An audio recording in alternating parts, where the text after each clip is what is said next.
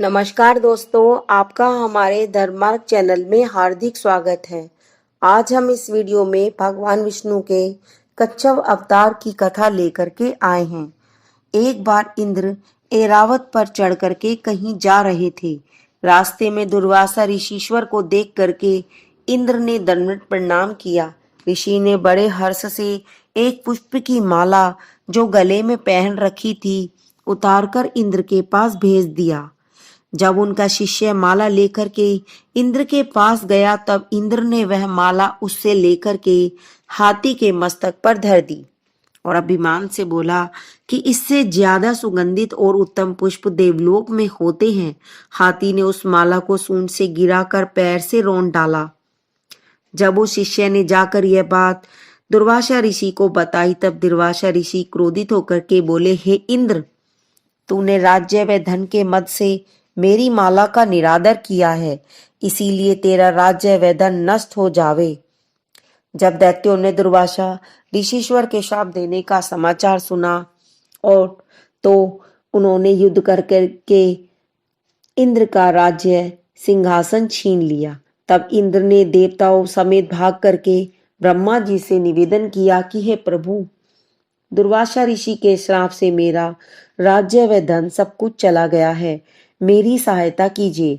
ब्रह्मा जी बोले, मैं तुम्हारी रक्षा करने की सामर्थ्य नहीं रखता। तुम भगवान विष्णु के पास जाकर के उनकी स्थिति करो, वे ही तुम्हारी मदद करेंगे।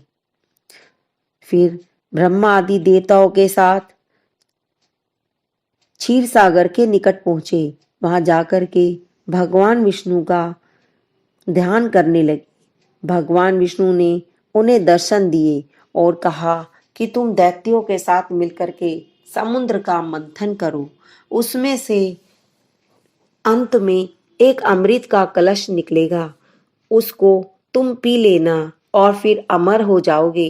इस प्रकार युद्ध में तुम्हारी विजय होगी। इंद्र ने कहा कि हे प्रभु, दैत्य लोग हमसे अमृत का कलश छीन लेंगे। तब भगवान विष्णु ने कहा कि हम किसी तरह से वो तुमको पिला देंगे, लेकिन बिना दैत्यों की मदद के तुम समुद्र मंथन नहीं कर सकते। इतना कह करके भगवान विष्णु अंतर्ध्यान हो गए। सभी देवता भगवान विष्णु की आज्ञा से दैत्यों के राजा बलि के पास पहुंचे। राजा बलि ने अपने मन में सोचा कि इंद्र, वरुण, कुबेर आदि देवता जो मेरे साथ हमेशा ही शत्रुता रखते हैं, आज बिना शस्त्र धारण किए मेरी शरण में आए हैं। इसीलिए जो बात यह लोग कहें वह मुझे माननी चाहिए। ऐसा विचार कर राजा बलि ने देवताओं से पूछा कि तुम लोग क्या इच्छा लेकर के यहाँ आए हो, वह मुझे बताओ। तब इंद्र ने कहा कि अगर आप अपने भाइयों के साथ लेकर क्षीर समुद्र को मथो और मंद्राचल की मथानी बना करके उसमें वासु की नाक की रस्सी लगाओ, जिस तरह दही मतने से घी निकलता है, उसी तरह क्षीर समुद्र का मंथन करने से अमृत आदि 14 रत्न निकलेंगे। सो तुम लोगों को वह अमृत पीने से बुढ़ापा व मृत्यु का डर खत्म हो जाएगा और तुम्हारी अवस्था जवानी की बनी रहेगी। इसीलिए हम तुम्हारे पास आए हैं कि तुम हमारी मदद करो। राजा बलि और दूसरे दैत्यों ने कहा कि हम तुम्हारी मदद करने के लिए तैयार हैं, लेकिन अमृत आदि जो वस्तु समुद्र से निकलेगी उनको हम लोग बांट लेंगे। देवताओं ने कहा ठीक है। फिर सब देवता और दैत्यों ने जाकर के बड़े परिश्रम से मंदराचल पर्वत को उखाड़ लिया। जब उसे समुद्र के किनारे वे सब मिलकर ला रहे थे तब कई देवता और दैत्य घायल होकर के मर गए। उन्होंने हार मान करके पर्वत को रास्ते में ही रख दिया और अपना अभिमान टूटने से परमेश्वर का ध्यान करने लगे कि हे प्रभु, आपकी दया के बिना यह पर्वत हम लोगों से समुद्र तक नहीं पहुंच सकता। भगवान अंतर्यामी ने उनका दीन वचन सुना तो गरुड़ पर बैठकर वहां आए। तब देवता और दैत्यों ने दंडवत प्रणाम करके कहा कि महाराज, हम लोगों से यह पर्वत चीज समुद्र तक नहीं पहुंच सकता है। थोड़ी ही दूर ले जाने से देवता और दैत्य लोग घायल हो गए हैं और कुछ मर गए हैं। यह वचन सुनते ही परमेश्वर ने अमृत दृष्टि से देख करके घायल व मरे हुओं को जिंदा कर दिया और बाएं हाथ से मंदराचल को उठा करके गरुड़ की पीठ पर रख दिया। सब देवताओं और दैत्यों को भी गरुड़ पर बैठाकर एक क्षण में समुद्र के किनारे जा पहुंचाया। जब परमेश्वर ने समुद्र के किनारे उन सबको पहुंचा दिया, तब देवताओं और दैत्यों ने वासुकी नाग को लाने के लिए वे लोग पाताल में गए और वहां पर कहा कि नारायण जी ने तुम्हें मंदराचल में लपेट करके समुद्र मथने के लिए कहा है, इसीलिए हम तुम्हें लेने आए हैं। यह सुनकर वासुकी नाग बोला कि पर्वत में लपेटने से मेरे कोमल अंगों को दुख होगा, इसीलिए मैं नहीं चल सकता। देवता और दैत्यों ने उत्तर दिया कि परमेश्वर ने बुलाया है, सो उनकी आज्ञा मानकर अवश्य चलना चाहिए। यह वचन सुनकर जब वासुकी नाग लाचारी से नारायण जी के पास गया, तब नारायण जी बोले, हे वासुकी नाग, तुम कुछ भी मत सोचो, तुम्हें दुख नहीं होगा।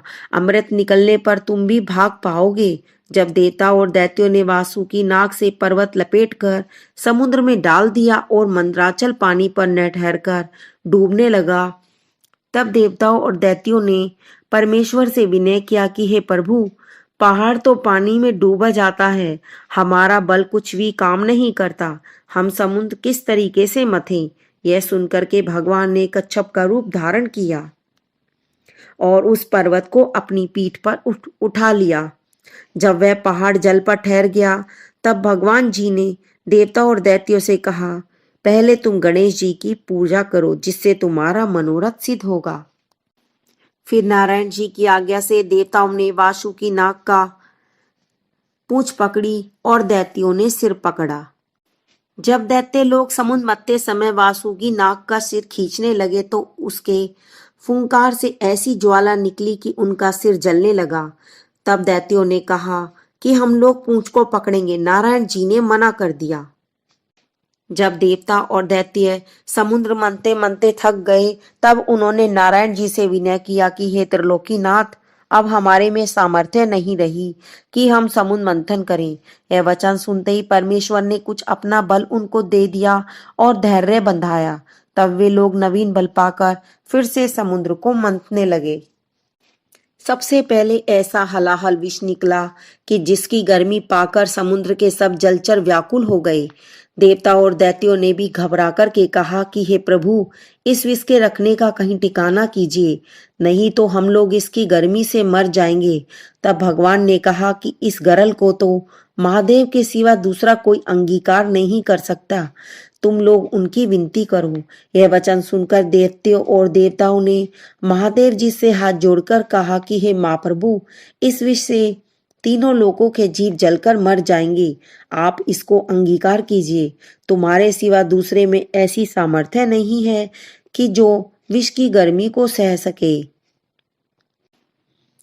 शिव जी ने पार्वती जी की ओर देखा, तब पार्वती जी बोली, है स्वामी, देवता लोग तुम्हारी शरण में आए हैं, जिसमें इनका कल्याण हो वह कीजिए।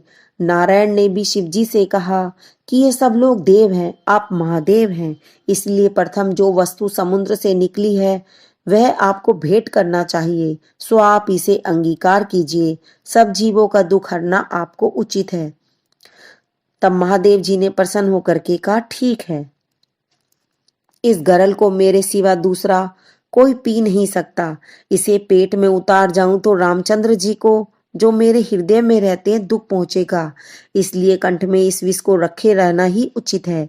ऐसा कहकर शिव जी ने उस विष को, जो फेन के समान समुद्र से निकला था, एक ही बार में सारा मुंह में डाल लिया। सो मुंह में डालते समय थोड़ा सा विष पृथ्वी पर गिर पड़ा। उसी से सिंगिया और बच्छ नाग आदि उत्पन्न हुए। महादेव जी वह विष अपने कंठ में रखे रहे, इसी कारण उनका गला बाहर से नीला हो गया और वे नीलकंठ नाम से प्रसिद्ध हुए।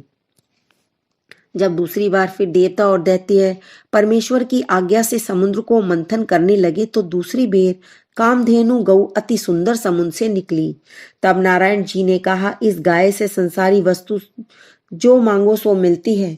यह सुनकर देवता और दैत्यों ने उस गऊ को लेना चाहा। तब भगवान बोले, ये गऊ ब्राह्मणों व ऋषियों को देनी चाहिए।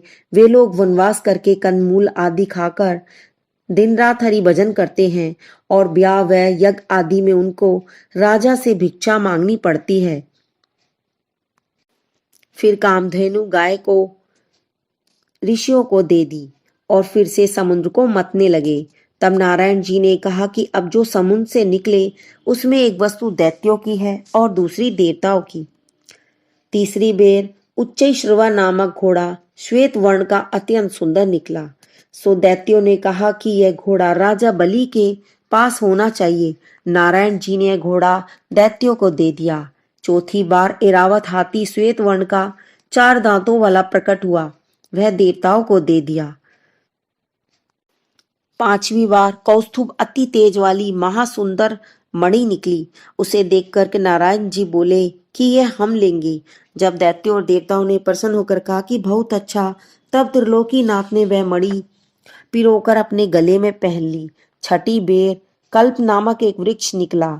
तब नारायण जी बोले, इस वृक्ष से जो मांगो सो देगा। उसे दैत्यों ने ले लिया।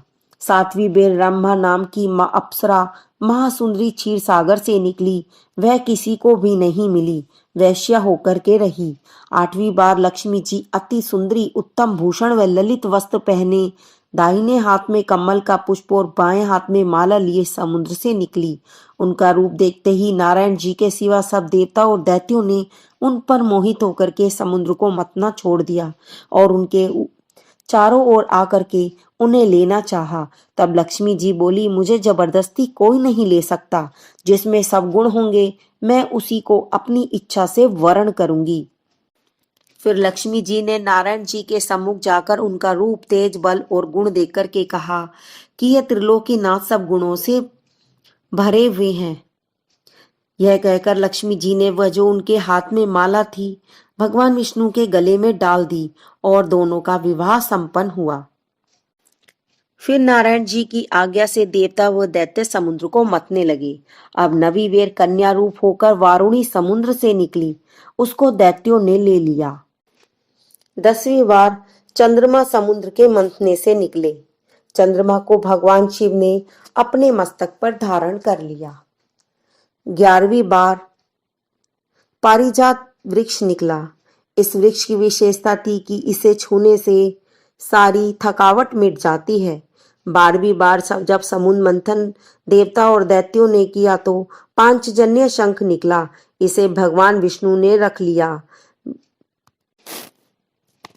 13वीं बार धन्वंतरी ऋषि निकले जो आयुर्वेद के जनक हैं।